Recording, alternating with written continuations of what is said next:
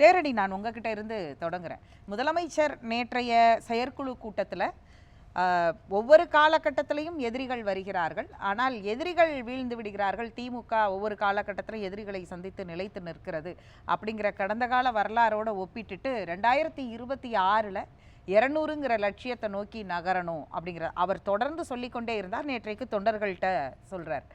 முன்னாள் அமைச்சர் ஜெயக்குமார் இன்றைக்கு பத்திரிகையாளர் சந்திப்பில் ஒரு விஷயத்தை குறிப்பிடுறார். அறிவாலயத்தில் திமுக செயற்குழு கூட்டம் நடந்தாலும் எண்ணம் முழுவதும் எம்ஜிஆர் மாளிகையில் இருக்கிறது அப்படின்னு குறிப்பிடுறார். நாங்கள் வரப்போகிறோம் அடுத்த ஆட்சிக்கு அப்படிங்கிற பயம் திமுகவிற்கு வந்துவிட்டது அப்படின்னு ஒரு கவுண்டர் நரேஷன் சொல்கிறார். இதற்கான கலை யதார்த்தம் என்னவாக இருக்கிறது, இதை எப்படி புரிந்து கொள்ள வேண்டும், அதிமுகவுடைய ஸ்ட்ராட்டஜி என்னவா இருக்குது, திமுகவுடைய ஸ்ட்ராட்டஜி என்னவா இருக்குது 200 டார்கெட்டுக்கு? திமுக இந்த முறை இந்த செயற்குழு கூட்டத்தில் அவர் கட்சியினுடைய பெருமைகளை பேசியது மட்டுமல்ல, அவங்க இந்த தடவை எப்படி இந்த தேர்தல் காலத்தை எதிர்கொள்ள போகிறாங்க அப்படின்றது பற்றியும் பேசியிருந்தார். குறிப்பாக 100 வாக்காளர்களுக்கு ஒரு பூத் ஏஜென்ட் என்ற வகையில் நியமித்து குடும்பங்களாக அவர்களை தொகுத்து அவர்களை இந்த தேர்தல் நடைபெறும் நாளுக்கு முன்னதாக, தேர்தல் அறிவிக்கப்படும் நாளுக்கு முன்னதாக 3 முறையாவது நேரில் போய் பார்த்திருக்க வேண்டும், அவர்களுடைய குறைகளை பற்றி கேட்டறிந்திருக்க வேண்டும், அந்த குறைகளை நிவர்த்தி செய்வதற்கான வேலைகளை நடத்தி இருக்க வேண்டும் அப்படின்றத இன்னைக்கு பேசியிருந்தார். நேற்று அவர் பேசினது தான் நேற்று. ஆனால் இந்த வேலை எப்போது நடைபெற்று கொண்டிருக்கிறது அப்படின்னா, நாடாளுமன்ற தேர்தல் நடைபெறுவதற்கு 6 மாதங்களுக்கு முன்னாடியே தொடங்கிருச்சு. அப்போ கிட்டத்தட்ட 1.5 வருஷமா தொடர்ச்சியா மக்களை சந்திக்கின்ற வேலையில் அவர்கள் ஈடுபட்டிருக்கிறார்கள். கட்சியினுடைய பலம் அப்படின்றத பிரதானமாக அவர்கள் முன்னிறுத்தி இருக்கிறார்கள். கட்சியினுடைய பலம் அப்படின்னு வரும்பொழுது புதிய இளைஞர்களை உள்ளே இழுப்பது, பெண்களுக்கான திட்டங்களை முன்னிலைப்படுத்துவது அப்படின்றது. இப்போ மகாராஷ்டிரா தேர்தலில் கூட பெண்கள் குறித்தான திட்டங்கள் அந்த தேர்தலில் ஒரு பெரிய மாற்றத்தை தந்ததை நம்ம பார்த்தோம். பாசிட்டிவாவோ நெகட்டிவாவோ, பட் அதனுடைய இம்பாக்டை நம்ம பார்க்க முடிந்தது. இங்கே தமிழ்நாட்டில் பொறுத்தவரையில் மகளிருக்கான திட்டங்கள் அப்படின்னு பார்க்கும் பொழுது புதுமை பெண் திட்டமாக இருக்கட்டும், மகளிருக்கு கட்டணம் இல்லாத பேருந்து பயணம், விடியல் பயண திட்டமாக இருக்கட்டும், நான் முதல்வன் திட்டமாக இருக்கட்டும், அப்படி நேரடியாக வீட்டுக்குள் சென்று அவர்களை அணுகக்கூடிய திட்டங்கள் அப்படின்ற வகையில் பல திட்டங்கள் அறிவிக்கப்பட்டிருக்கிறது. இது களத்தில் என்ன மாற்றத்தை உருவாக்கி இருக்குது அப்படின்னா, அதிமுக பக்கம் திடமான ஒரு தலைமை இல்லை அல்லது திடமான எதிர்ப்பை தெரிவிக்கும் வகையில் அவர்கள் நம்பகத்தன்மையோடு செயல்படவில்லை என்ற இடத்திலிருந்து அந்த வாக்குகள் இங்கிருந்து திமுக பக்கம் நகரத் தொடங்கி இருக்கிறது, கிராமப்புறங்கள்ல இருந்து நகரப்புறங்கள் வரைக்கும். இன்னொரு பக்கம் எலைட்டாக தன்னை உணரக்கூடிய பல வாக்காளர்கள் அதிமுகவினுடைய பேஸா நகரப்பகுதிகளில் இருந்தாங்க. அந்த வாக்காளர்கள் இப்போது நடைபெற்று கொண்டிருக்கின்ற சொல்ற அந்த சோ கால்ட் எலைட்டை நான் கொட்டேஷனுக்குள்ளே கேட்கிறேன், அதை எப்படி புரிந்து கொள்ளணும் அப்படின்னு இருக்குல்ல, அது லிட்ரஸிக்குள்ள வருதா இல்ல ஃபினான்ஷியல் எலைட்டா, அல்லது நீங்க சொல்ற அந்த எலைட்டுக்குள்ள பல காரணங்கள், அந்த வாக்கு எப்படி அதிமுகவுல இருந்து திமுகவுக்கு டிரான்ஸ்ஃபர்? இல்ல, நான் டிஃபைன் பண்ணியே சொல்றேன். எலைட் அதுல என்ன மறைத்து பேசுவதற்கு இருக்கிறது? எலெக்ஷன் அப்படின்னு வரும்பொழுது எல்லாத்தையும் உடைத்து பேசுறது தானே. இந்த எலைட் அப்படின்றதுல 2 செக்ஷன் இருக்கு. ஒன்று ஒரு அப்பர் மிடில் கிளாஸாக தன்னை ஒரு ஒப்பீனியன் மேக்கிங் கிளாஸாக கருதி கொண்டிருக்கக்கூடிய ஒரு அப்பர் மிடில் கிளாஸ் எலைட்டா தன்னை கருதி கொண்டிருக்கக்கூடிய சமூகம் ஒன்று. ரெண்டாவது சாதி ரீதியாக சமூக ரீதியாக தாங்கள் உயர் வகுப்பை சேர்ந்தவர்கள் என்று ஒரு 2000 ஆண்டுகால பெருமிதத்தை பேசி கொண்டிருக்கக்கூடிய வாக்காளர்கள். நான் இதில் இந்த 2000 ஆண்டு பெருமிதம் பேசக்கூடிய வாக்காளர்களை பற்றி பேசலை. இந்த அர்பன் மிடில் கிளாஸ் எலைட்டாக தன்னை உணரக்கூடிய வர்க்கம் இப்போ நடைபெற்று கொண்டிருக்கின்ற இன்ஃப்ராஸ்ட்ரக்சர் ப்ராஜெக்ட்ஸாக இருக்கட்டும் அல்லது தொழில் முதலீட்டு திட்டங்களாக இருக்கட்டும், தொடர்ந்து அடுத்த 10-15 ஆண்டுகளுக்கான திட்டங்களை இந்த அரசு வகுத்து கொண்டிருப்பதாக இருக்கட்டும், இதெல்லாம் அந்த செக்ஷன்ஸை பெரிய அளவுக்கு நேரடியாக தாக்கம் செலுத்தி இருக்கிறது. இதனால பெரிய செக்ஷன் ஆஃப் ஓட்டர்ஸ் திமுக பக்கம் நகர்ந்திருக்கிறார்கள். நான் ஏன் இந்த கொஸ்டினை கேட்டேன்னா, நீங்க சொன்ன எலைட்டுக்குள்ள இது ரெண்டுமே அடக்கம்னாலும் ஒரு காரணம் இருக்கு. வழக்கமா அதிமுகவுடைய வாக்கு என்ன சொல்லுவாங்கன்னா, ஊரக பகுதிகளிலையும் கிராமப்புறங்கள்லையும் இன்னும் ரொம்ப டவுன் ரூட் லெவல்ல போய் அதிமுகவுடைய வாக்கு வங்கி எப்போதும் இருக்கும். நகரப்புறங்கள், அது சென்னை மாதிரியான மெட்ரோபாலிட்டன் சிட்டிக்குள்ளேயா இருக்கட்டும், இல்லை Tier 2 Tier 3 சிட்டிஸ்னு மாவட்ட தலைநகரங்களாக இருக்கட்டும், அதை கேப்சர் பண்ணுறது வாக்கு வங்கியாவே நான் சொல்கிறேனே, அது திமுகவா இருக்குங்கிறது தானே பிரதானமான தேர்தல் அஜெண்டால முக்கியமா நமக்கு இருக்கக்கூடிய டேட்டா சொல்லக்கூடிய ஒண்ணு.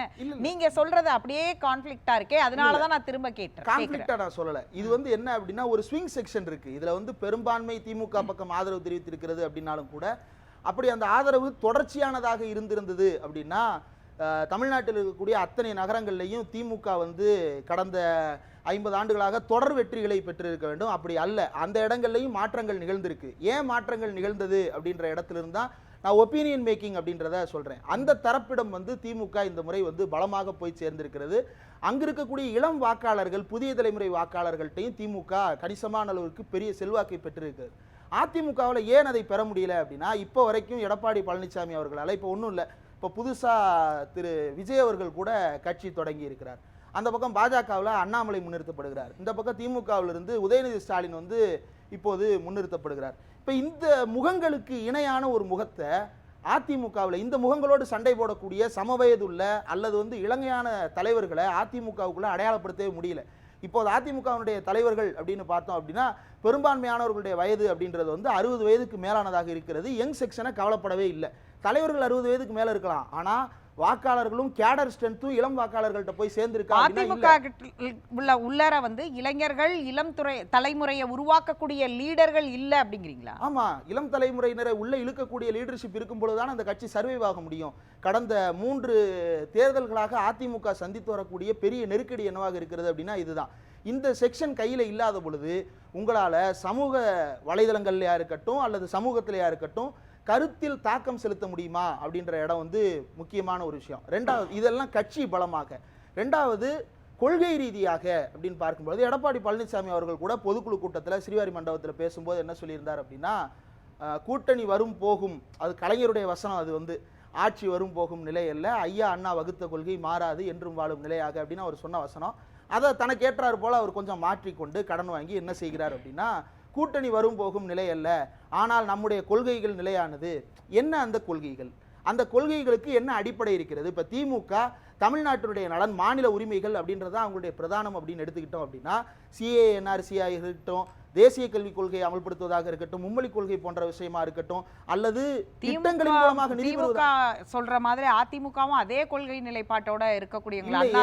அந்த கொள்கை அண்ணா பெயரை கட்சியில வச்சிருக்கிற கட்சி, அண்ணா தொடங்கிய கட்சின்னு 2 பேரும் சொல்லிக்கிற ஒரே மைய புள்ளிங்கிறது இந்த கொள்கைகள்ல 2 பேருக்கும் இருக்கக்கூடிய யூனிட்டி தானே. அப்படி ஒரு மும்மொழி கொள்கையை அதிமுக ஆதரிக்கிறது இல்லையே. சட்டப்பேரவையிலேயே இதற்கு முன்னால அமைச்சராக இருந்த திரு மாஃபை பாண்டியராஜன் அவர்கள் என்ன பேசினாரு?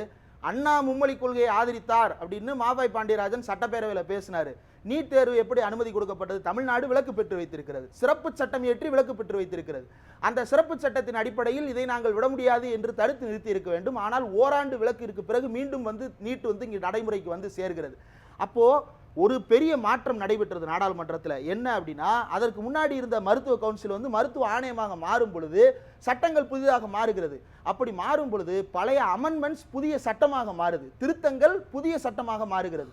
புதிய சட்டமாக மாறும் பொழுது அப்போது தமிழ்நாட்டினுடைய அமைச்சராக இருந்த விஜயபாஸ்கரோ, முதலமைச்சராக இருந்த எடப்பாடி பழனிசாமியோ அல்லது நாடாளுமன்றத்தில் இருந்த அவர்களுடைய உறுப்பினர்களோ இதை எதிர்த்து குரல் கொடுத்திருந்தால் நீட் தேர்வு நாடாளுமன்றத்திலேயே முடக்கப்பட்டிருக்கும். அதை எதிர்த்து அவர்கள் குரல் கொடுக்கவில்லை. இன்னைக்கு தங்ஷன் சுரங்கம் பற்றி பேசுறாங்க. அந்த தம்பிதுரை அவர்கள் ஓப்பனாக ஸ்டேட்மெண்ட்டே கொடுத்துட்டாரு, ஆமா நான் அந்த சட்டத்தை ஆதரிச்சேன் அப்படின்னு சொல்லிட்டு. சட்டத்தை ஆதரிச்சேன், ஆனால் அந்த சட்டத்தினுடைய தாக்கத்தை பற்றி நான் யோசிக்கல அப்படின்னா ஒரு பழுத்த நாடாளுமன்ற ஜனநாயகவாதி பேசக்கூடிய பேச்சா இது? அவர் இதுக்கு முன்னாடி டெபுட்டி ஸ்பீக்கராக இருந்திருக்கிறாரு, லா மினிஸ்டராக இருந்திருக்கிறாரு, கேபினெட் கார்பரேட் அஃபேர்ஸுடைய கேபினெட் மினிஸ்டராக இருந்திருக்கிறார். அவர் சொல்றாரு சட்டத்தினுடைய தாக்கத்துக்கு எனக்கு சம்மந்தம் இல்லை அப்படின்றாரு. இது எப்படி புரிஞ்சுக்கிறது? அப்போ தன்னுடைய கொள்கைகள் முடிச்சிரு, தன்னுடைய கொள்கைகள்னு அவங்க சொல்லி இருக்கிற எதுக்குமே அவங்க ஜஸ்டிஃபையபிளா நடந்துக்கிடல அப்படின்றது மக்கள் மத்தியில கண்கூடாக தெரியுது இல்ல. இவங்க சொல்றது ஒண்ணு, செய்யறது ஒண்ணா இருக்கு. இப்ப தங்ஷன் சுரங்கத்துக்கு அவர் வேக வேகமாக அறிக்கை விட்டாரு. சரி, வேக வேகமா அறிக்கை விடுறாரு, என்ன நடந்துச்சு அப்படின்னு நாடாளுமன்றத்தை எடுத்து பார்த்தா தம்பித்துறை வந்து மனமும் வந்து பாராட்டுகிறார். அதுல தம்பித்துறை இன்னொன்னு வேற சொல்றாரு, என்னன்னா நெய்வேலி லிக்னைட் கார்பரேஷன் நிலம் எடுக்கிறதுல சிக்கல் இருக்குங்கய்யா, அதை மட்டும் கொஞ்சம் பார்த்துக்கங்க அப்படின்னு. அவர் ஆதரிச்ச சட்டம் எது? மொத்த அதிகாரத்தையும் தனியாருக்கு கொடுக்கறதுக்கு.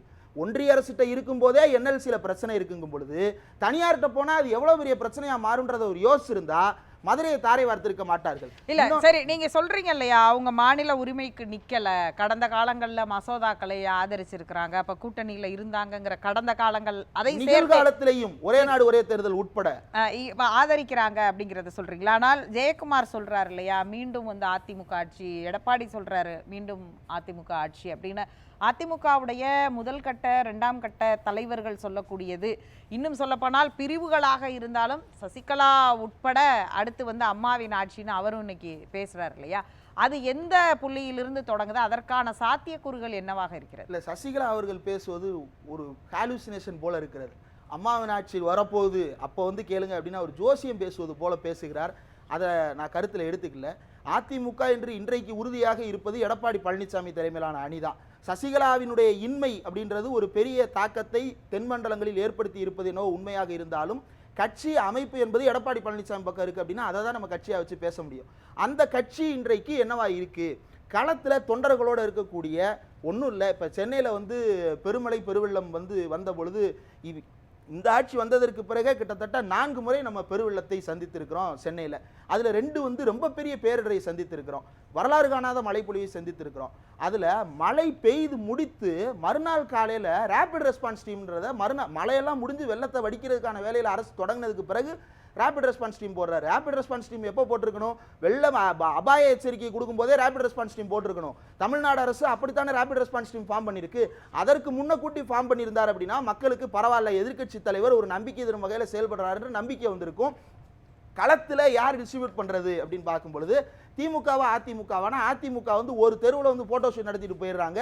அந்த களத்தில் நின்று வேலை பார்க்கறது யாரா? அவங்க தானே சொன்னாங்க ஃபோட்டோ ஷூட் நடத்துகிறாங்க முதலமைச்சரும் துணை முதலமைச்சரும். களத்தில் வேலை நடக்கலன்னு இதே இபிஎஸ் அறிக்கை கொடுத்தாரு.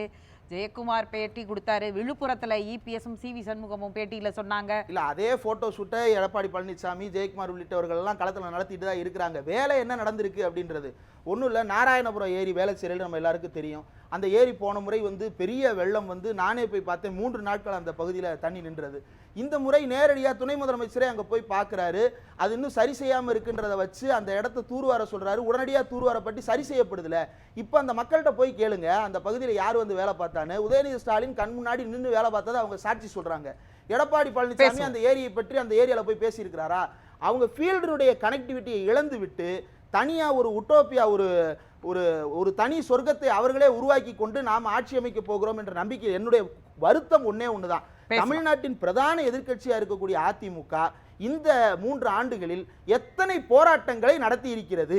அதில் ஒன்றிய அரசுக்கு எதிரான போராட்டங்கள் எத்தனை, மாநில அரசுக்கு எதிரான போராட்டங்கள் எத்தனை அப்படின்றத அவரே யோசிச்சு பார்த்தாருன்னா அந்த கட்சி வலிமைப்படும்.